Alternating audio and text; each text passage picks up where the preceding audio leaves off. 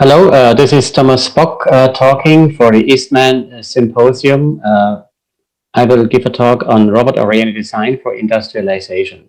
First, I want to mention I met Jack Eastman several times in the 70s, second half of the 70s and the 1980s and 90s.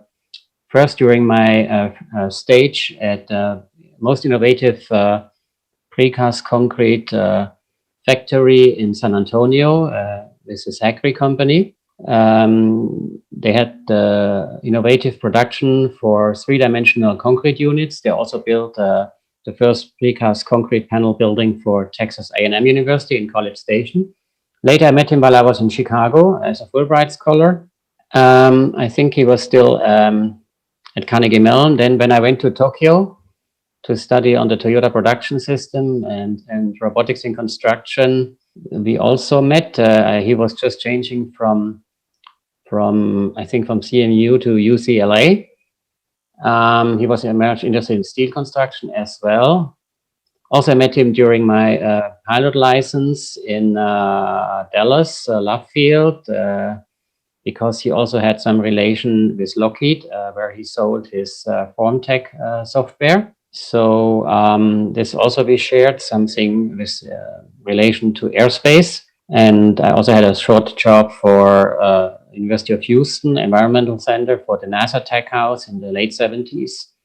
And then, of course, at Georgia Tech, when I had my first position in Karlsruhe in Germany, automation and construction management. We met in the 90s, 1996 or 7, and then later in 2003 or 4. Okay, so let me just start my talk. And I also share lots of common experience with him. He worked a lot in the precast concrete industry, and I myself also. I worked at precast concrete factories, first in Germany. As you can see here, it was still mechanical prefabrication in the factory.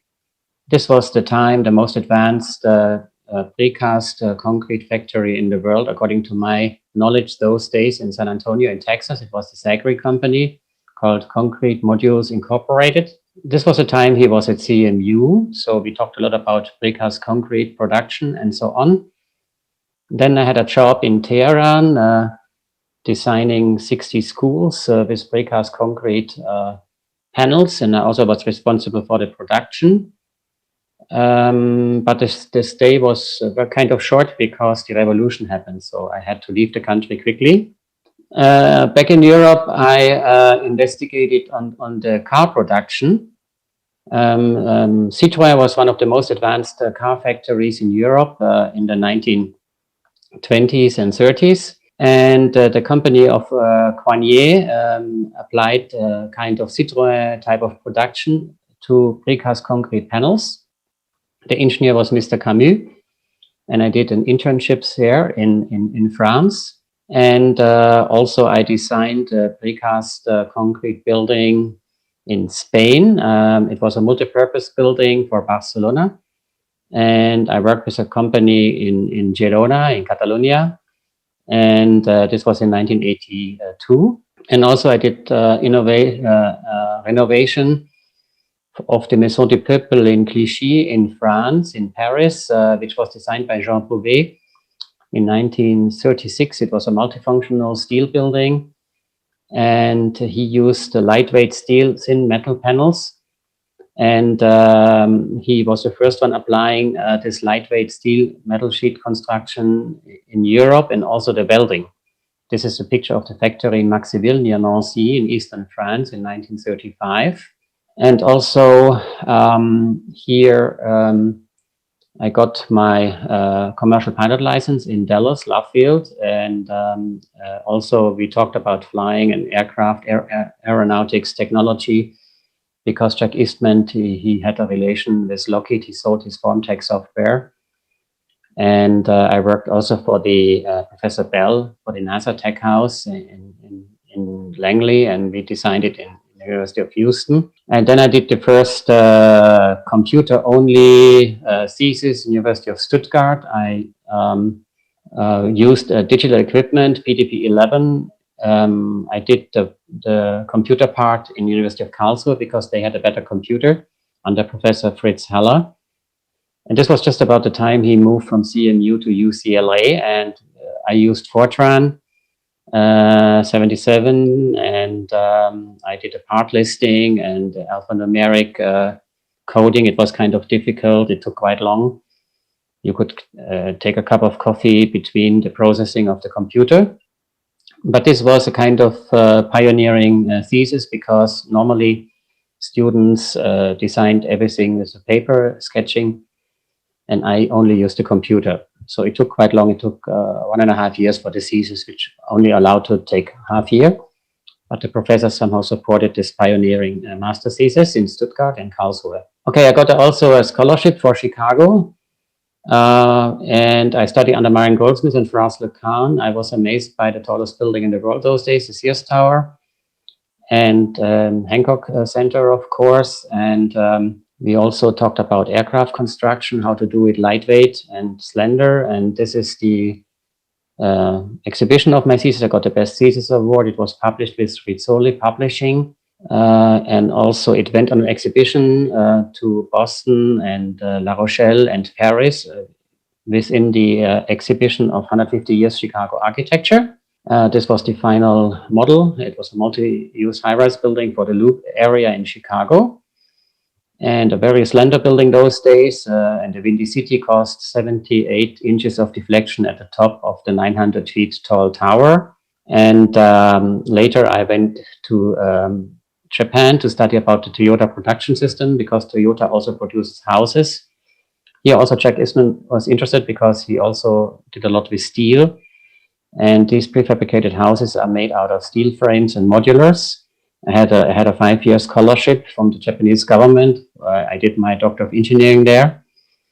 And here you see the Andon system, which controls Toyota Motor Corporation and also Toyota Home Factory.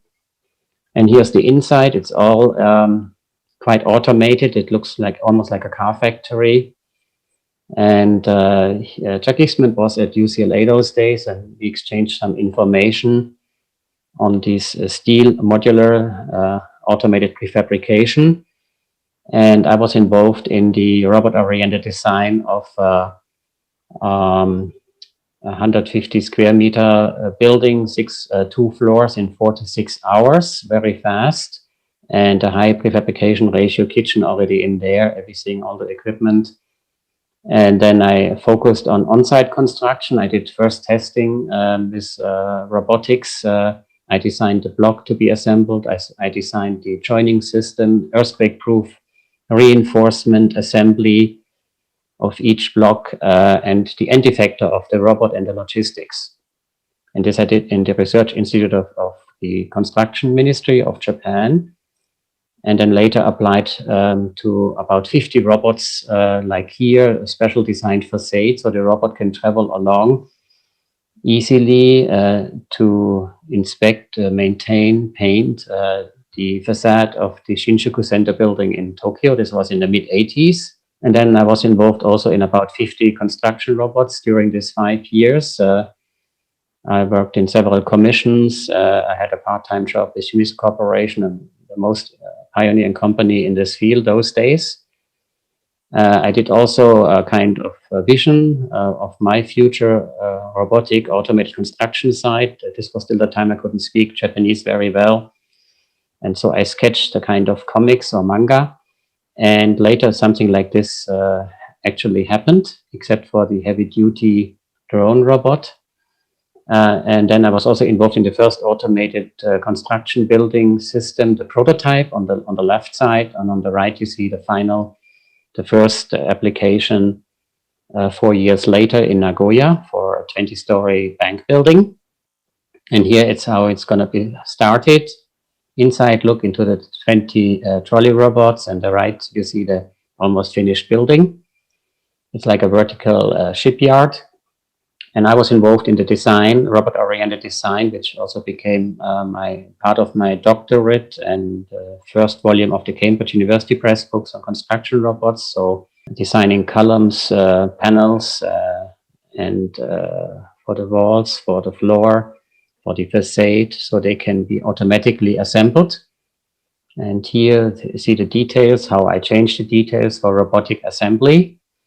And the panels, prefabricated panels, same for robotic assembly. And the piping units, I bundle them together just like the shipyards do it when they assemble pipes for the ships. It was a little bit like a shipyard, but just vertical. And the facade, also how to design the facade so it can be robotically assembled. And a compliant design, one-touch joint design, so rapid assembly with robotics. And facade panels, interior panels.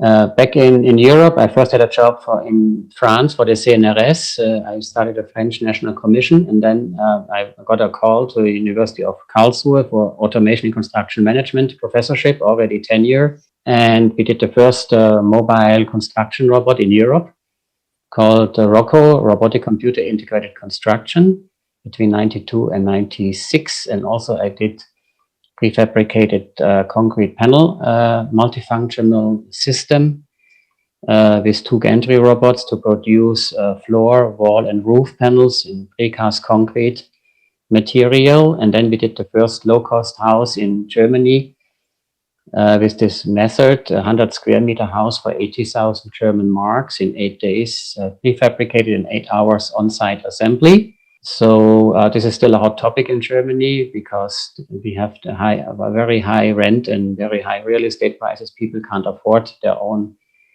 apartment or building, so it's still a hot topic. Then I also consulted companies in China. One pavilion for the expo in Shanghai was assembled according to my robot-oriented design concept in a day. And then later, different buildings, 10 stories in 5 days, 20 stories in 10 days, 30 stories in 2 weeks, and 60 stories in 3 weeks, just by robot-oriented design. And also in Singapore, we had this increase of the ownership ratio up to 95% within 25 years, just by industrialized prefabrication, mostly precast concrete panels. I introduced the first automated construction site in 95 to Singapore with a Japanese company. And then in last year, we achieved 95% of ownership ratio. Here you see social houses in Singapore, very nice living quality. And the next step will be to introduce robotics in the next 10 years so they can get rid of 300,000 foreign laborers, which they have now. And there are lots of problems, social problems, tensions, and also the virus problem. So now they're focusing on on-site robotics. And here's a recent construction site in Japan, in Osaka, still the continuation of the smart system where I contributed in 1988 in the first prototype and the first construction site. Still the system is being improved and continue, as you can see here, 2 years ago in Osaka and also recently in Yokohama. And of course, in our own share, we also have several developments, interior robots, all kind of facade robots. We did a facade robot for Hong Kong.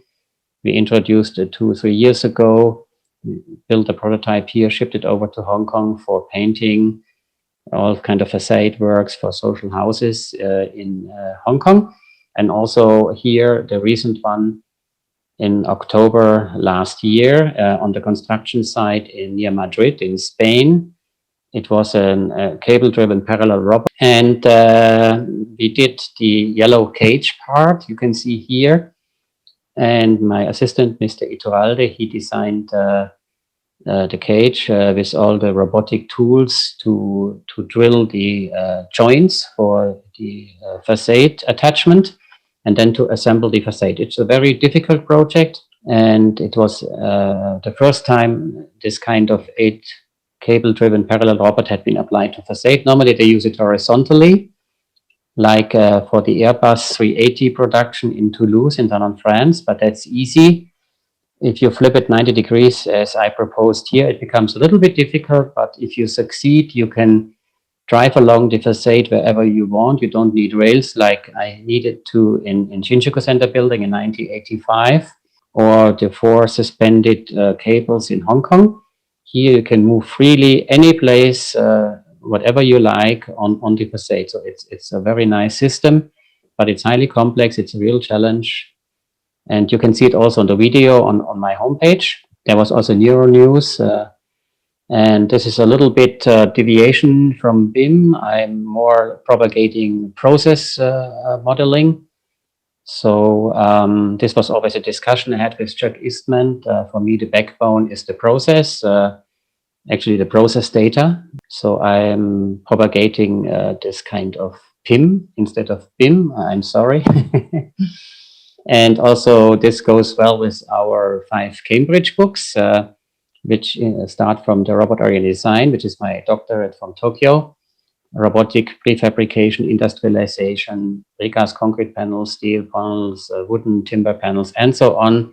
Single task construction robot, automated construction site, and once the building is built, the robotic ambience, also for aging society and so on. So yes, so you can check it up. We have about 300 robots described in the 5 books for Cambridge University Press. It's called Construction Robotics, and we are working on the 6th volume now. And further information you can get from LinkedIn, also ResearchGate, and on my homepage at TU Munich. So please visit or send me an email, and then we can continue the discussions I had on and off with Chuck Eastman. Thank you very much for your attention. Goodbye.